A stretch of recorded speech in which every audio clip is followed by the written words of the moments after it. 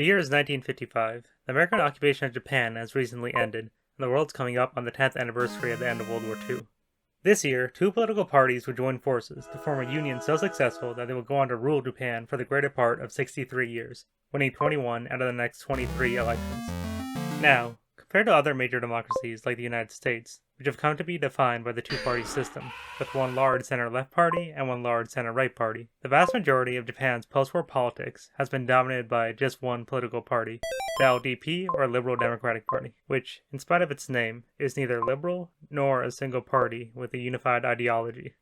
Instead, the LDP is a network of conservative politicians that originally started off as two rival parties, the Liberals and the Democrats, who joined forces in the early 1950s to form a strong conservative opposition to the Japanese left that had unified under the Japanese Socialist Party. Now, as this was just after the end of the Korean War and at the start of the Cold War,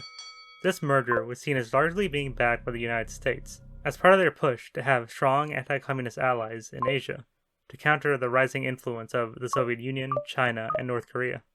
However, due to the impromptu nature of the union, tensions arose almost immediately, due to the differing backgrounds of rival party members, with the Liberals being largely made up of public officials who came up through the bureaucracy and moved into politics during the U.S. occupation of Japan, while the Democratic Party was largely composed of the pre-war political elite, many of whom had been kept out of power and even imprisoned by the Allied forces, with several being held as Class A war criminals. The most notable of which, Nobusuke Kishi, went on to become LDP Prime Minister in 1957. As a result of these experiences during the U.S. occupation, the Democrats resented the bureaucrats who they saw as largely having escaped responsibility for their role in the war. Due to these personal and political rivalries, besides being largely anti-communist, pro-business, and pro-American, the party never unified under a single policy platform, and instead devolved into a series of factions with their own agendas, often competing against each other as much as they would compete against other parties, leaving many early members of the LDP to wonder if this union could even last a few more years before tearing itself apart. So how has it survived for over 60?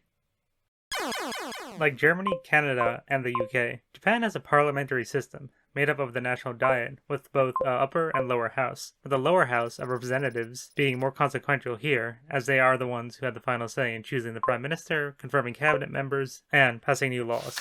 Now, after the LDP came into power, the factions quickly realized that as long as they all remained under the same party banner, they would easily outnumber the opposition and be able to have total control of these three core functions of government, effectively cutting off any opposition from party outsiders, such as their socialist rivals. This became known as the 1955 system, where the LDP would effectively rule unopposed against a socialist-led minority. However, this system also helped to increase the rivalries between the factions,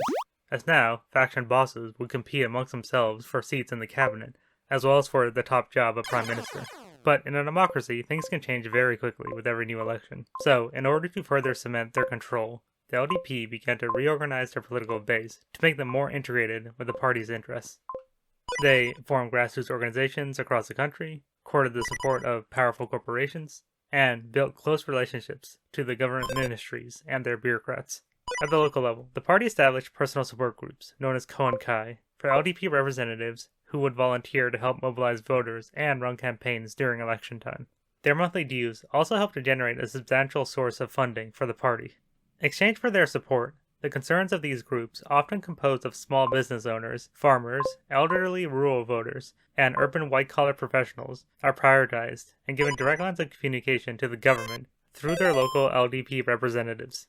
So, if an LDP supporter were to bring an issue to their representative, such as asking for a school to be renovated, a new high-speed train line, or for some roads to be fixed up, the representative would then, based on their seniority, bring the issue to a high-ranking member of their faction, or talk directly with an LDP policy expert, who is part of a zoku. Now, as opposed to factions which are hierarchical and centered around a single leader, zoku are cross-factional policymakers who share expertise in one area of legislation. This could be healthcare, construction, nuclear power, transportation, or agriculture, to name a few. The zoku then bring in the interests of LDP allies from these private industries and the bureaucracy together to form the Iron Triangle, an unofficial alliance used to create mutually beneficial public policy. So, at the end of the day, while the locals get funding to build up their districts, the bureaucrats make sure LDP allied companies get the government contracts to carry out those projects, creating new jobs for the locals, which also helps to lift up many rural regions of Japan. These big corporations then go on to donate heavily to the party and provide lucrative retirement positions to the bureaucrats, who helped to craft the legislation and made sure it was carried out properly, while the local LDP official gets the credit for being able to facilitate this process, subsequently increasing their popularity with their local constituents. And as an LDP representative remains in office, they gain seniority and are able to access greater resources for their district, creating a positive feedback loop, as well as a pragmatic incentive for more people to vote for the LDP. Now, even though the LDP has spent so much time, energy, and money to reorganize their political base, national approval of the LDP remains low, often hovering around 30%, with the party not having won a majority of the popular vote since 1963, meaning that in light of LDP dominance, there has been more people who actively opposed or were neutral to the LDP than actively supported it. So, how's this possible? Well, that's thanks to Japan's unique take on the parliamentary system. Japan is one of the most expensive places in the world to run a campaign, with the deposit just to have one candidate's name on the ballot for the lower house running around 3 million yen, or $30,000, per district, per election. And you only get that money back if you either win or meet a certain voter threshold. Add on the additional financing needed to run a campaign, such as advertising and paying staffers, and you can easily run into the millions of dollars just for one national election cycle. So, with the financial barrier to entry being so high, unless you have access to very large donors or are independently wealthy,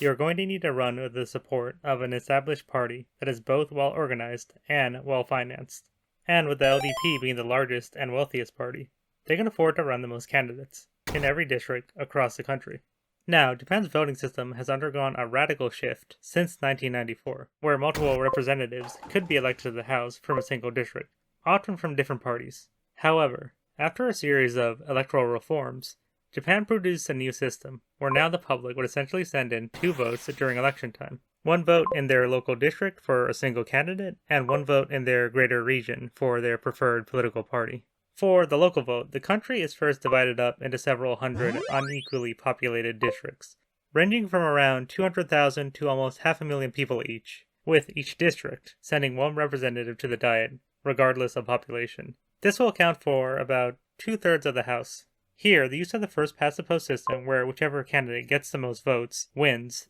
benefits the LDP, as with a small but committed voter base, and a highly divided opposition often split between several smaller parties, the LDP easily end up winning without having to get a majority of the votes. The remaining third of the House of Representatives comes from the proportional lists. Here, the country is divided up into 11 regions, and given a number of representatives based on the population. Each party then runs a list of candidates in each region.